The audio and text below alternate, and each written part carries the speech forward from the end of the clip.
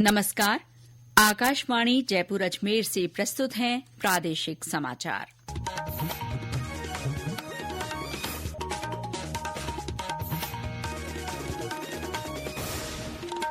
मुख्य समाचार। मुख्यमंत्री भजनलाल शर्मा ने कहा, कांग्रेस ने कभी भी बाबा साहेब डॉक्टर भीमराव आम्बेडकर का सम्मान नहीं किया। जल शक्ति मंत्रालय ने राज्यों को ग्रामीण घरों में नल कनेक्शन उपलब्ध कराने के काम में तेजी लाने को कहा। प्रदेश भर में आज से सुशासन सप्ताह के तहत प्रशासन गांवों की ओर अभियान में जन सुनवाई की शुरुआत।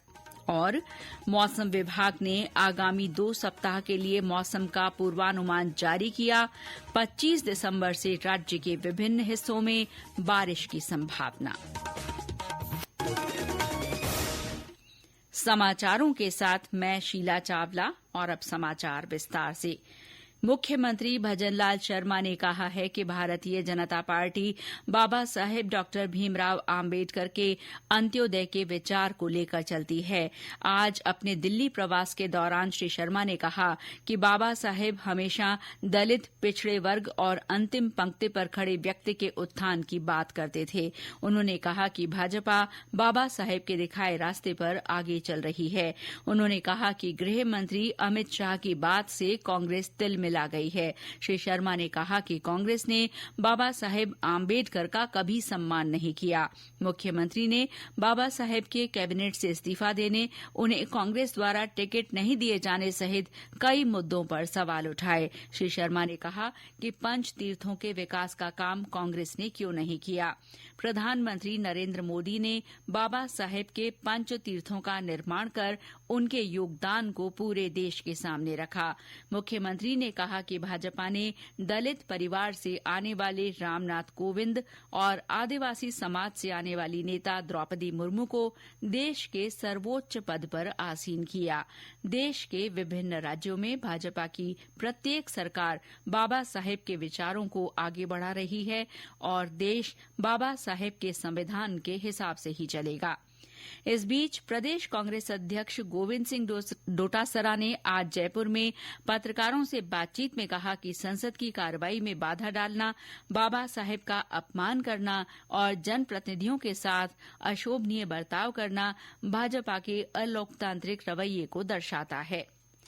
केंद्रीय जल शक्ति मंत्री सीआर पाटिल ने कहा है कि सरकार उन राज्यों के साथ मिलकर काम कर रही है जहां अभी तक ग्रामीण घरों में 100% नल कनेक्शन उपलब्ध नहीं कराए गए हैं।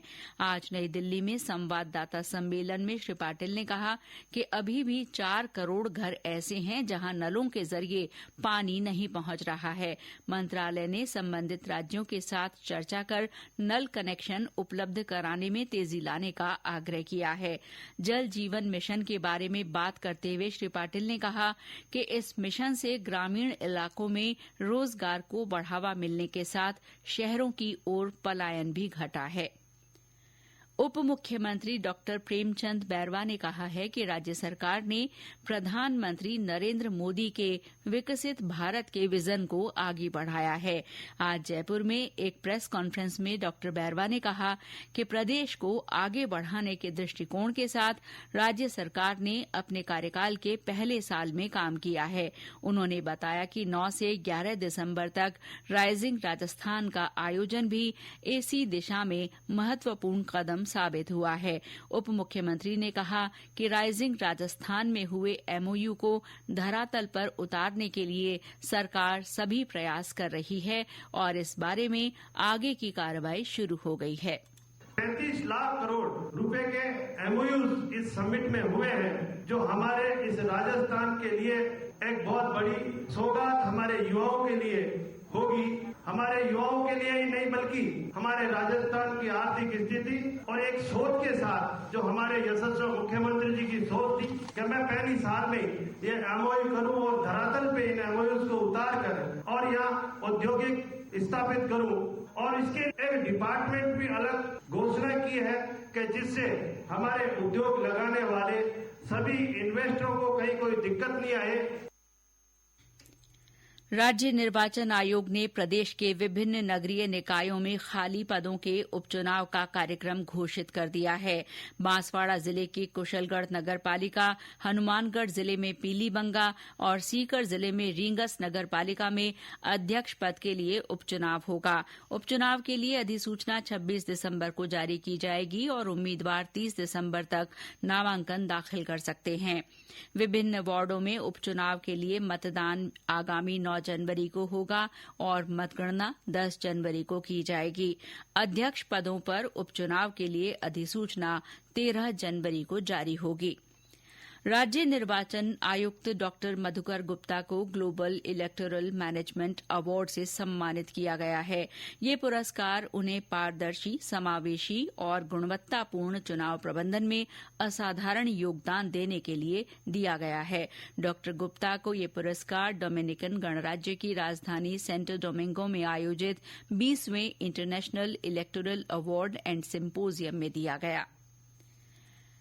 ये समाचार आकाशवाणी जयपुर अजमेर से प्रसारित किए जा रहे हैं।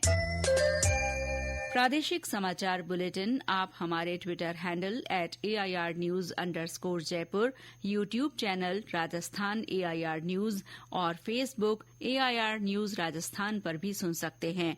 इसके साथ ही आप हमारी वेबसाइट newsonair.gov.in पर भी समाचार सुन सकते हैं और संबंधित फोटो और वीडियो देख सकते हैं। प्रदेश भर में आज से सुशासन सप्ताह की शुरुआत हुई। इसके तहत प्रशासन गांवों की ओर अभियान चलाया जा रहा है। 24 दिसंबर तक चलने वाले इस अभियान का उद्देश्य ग्रामीण क्षेत्रों में सुशासन को बढ़ावा देना और लोगों की समस्याओं का जल्द निपटारा करना है। इस दौरान पंचायत समिति मुख्यालयों पर शिविर लगाकर लोगों की शिकायतों का निस्तारण किया जाएगा। इसी क्रम में केकड़ी में आयोजित शिविर में अतिक्रमण, सड़क, पेयजल, पेंशन और भूमि विवाद जैसे मामलों पर जन सुनवाई की गई। जिला कलेक्टर श्वेता चौहान ने अधिकारियों को पेयजल और पेंशन जैसी समस्याओं का समाधान प्राथमिकता से करने के निर्देश दिए। अजमेर की जवाजा पंचायत समिति और भीलवाड़ा की सुवाणा पंचायत समिति पर जन सुनवाई हुई। जयपुर, चित्तौड़गढ़ और झालावाड़ में जिला कलेक्टरों ने जन सुनवाई की। चिकित्सा विभाग की ओर से आज पूरे प्रदेश में वीडियो कॉल के माध्यम से स्वास्थ्य सेवाओं का औचक निरीक्षण कर स्वास्थ्य कर्मियों से संवाद किया गया। विभाग की प्रमुख शासन सचिव से लेकर जिला स्तरीय अधिकारियों ने गांव ढाणी तक स्वास्थ्य केन्द्रों पर मां बच्चे की सेहत सहित अन्य स्वास्थ्य सेवाओं का वीडियो कॉल के माध्यम से हाल जाना और आवश्यक दिशा निर्देश दिए। प्रमुख शासन सचिव गायत्री राठौड़ ने बांसवाड़ा जिले के आनंदपुरी, ब्यावर के जवाजा, अलवर के थाना और झालावाड़ सहित अन्य स्थानों पर वीडियो कॉल कर स्वास्थ्य सेवाओं की स्थिति जांची। उन्होंने BCMO, चिकित्सा संस्थानों पर कार्यरत चिकित्सकों और अन्य स्वास्थ्य कर्मियों से बात भी की। संवाद के दौरान श्रीमती राठौड़ ने मातृ और शिशु स्वास्थ्य सेवाओं के तहत संस्थागत प्रसव और टीकाकरण सहित विभिन्न मानकों की स्थिति के बारे में जानकारी ली तथा इन्हें और बेहतर करने के निर्देश दिए। प्रमुख शासन सचिव ने चिकित्सा अधिकारियों से मुख्यमंत्री आयुष्मान आरोग्य शिविरों के आयोजन और इनमें उपलब्ध करवाई जा रही सेवाओं के बारे में भी जानकारी ली। उप मुख्यमंत्री डॉ प्रेमचंद बैरवा ने आज जयपुर के राजकीय रामचंद्र खेतान पॉलिटेक्निक महाविद्यालय में सेंटर ऑफ एक्सीलेंस का लोकार्पण किया। इस मौके पर डॉ बैरवा ने कहा कि मुख्यमंत्री भजनलाल शर्मा के नेतृत्व में राज्य सरकार युवाओं के कौशल विकास को बढ़ावा देकर रोजगार के ज्यादा से ज्यादा अवसर उपलब्ध कराने के लिए कटिबद्ध है। उन्होंने कहा कि इस कौशल विकास केंद्र के माध्यम से विद्यार्थी अपने हुनर को बढ़ाकर खुद को भविष्य के लिए तैयार कर सकेंगे। राज्य मानवाधिकार आयोग के अध्यक्ष जस्टिस GR मूलचंदानी ने आज झालावाड़ का दौरा किया। इस दौरान उन्होंने जिला कारागार का निरीक्षण किया और वहां बंदियों को दी जाने वाली सुविधाओं की जानकारी ली। उन्होंने बंदियों से कहा कि यदि उन्हें किसी तरह की परेशानी होती है तो वे उन्हें बता सकते हैं, आयोग उनका समाधान करेगा। राज्य में पुलिस ने महिलाओं और बच्चों की सुरक्षा के लिए एक महत्वपूर्ण पहल की है। इसके तहत पुलिस के राजकॉप सिटीजन ऐप के जिलेवार डेमो की शुरूआत नए साल के पहले सप्ताह से होगी। इस ऐप में महिलाओं और बच्चों की सुरक्षा के लिए नीड हेल्प नाम का फीचर जोड़ा गया है। पेश है एक रिपोर्ट। पुलिस की SCRB विंग की राजकॉप सिटीजन ऐप में नीड हेल्प फीचर के जरिए महिलाएं और बच्चे किसी भी परेशानी में पुलिस से मदद मांग सकते हैं। नीड हेल्प पर मदद का अलर्ट मिलने पर बहुत कम समय में पुलिस की गाड़ी या अन्य कोई सहायता मौका स्थल पर उपलब्ध करवाई जाएगी। अगले महीने से जयपुर पुलिस आयुक्तालय के 4 जिलों के चयनित थानों में हर सप्ताह डेमो सत्र आयोजित कर क्षेत्र की महिलाओं और बालिकाओं को ऐप के इस्तेमाल के बारे में जानकारी दी जाएगी। इसके बाद प्रदेश के अन्य जिलों में भी नियमित रूप से कई डेमो सत्र आयोजित किए जाएंगे। ये सत्र विभिन्न विश्वविद्यालयों, कॉलेजों और स्कूलों में भी रखे जाएंगे। माधुरी वशिष्ठ, समाचार कक्ष, जयपुर। और अब मौसम विभाग ने आगामी 2 सप्ताह के लिए मौसम पूर्वानुमान जारी करते हुए 25 दिसंबर से कहीं कहीं बारिश की संभावना जताई है। विभाग ने कहा है कि पश्चिमी विक्षोभ के असर से दक्षिण पूर्वी राजस्थान में, जबकि 26 और 27 दिसंबर को उदयपुर, अजमेर, कोटा, जयपुर, भरतपुर और बीकानेर संभाग के कुछ हिस्सों में हल्की से मध्यम बारिश के आसार हैं। इसके बाद के सप्ताह में राज्य के अधिकांश स्थानों पर सामान्य से अधिक बरसात हो सकती है। हालांकि इस दौरान अधिकतम तापमान सामान्य के आसपास ही दर्ज होगा। विभाग ने आगामी 48 घंटों में न्यूनतम तापमान में 1 से 2 डिग्री की गिरावट की संभावना जताई है। इसके बाद न्यूनतम तापमान सामान्य से 2 से 3 डिग्री कम रहने और कहीं कहीं शीतलहर चलने के भी आसार हैं। इस बीच आज प्रदेश में न्यूनतम तापमान में मामूली बढ़ोतरी दर्ज की गई। और अंत में मुख्य समाचार एक बार फिर।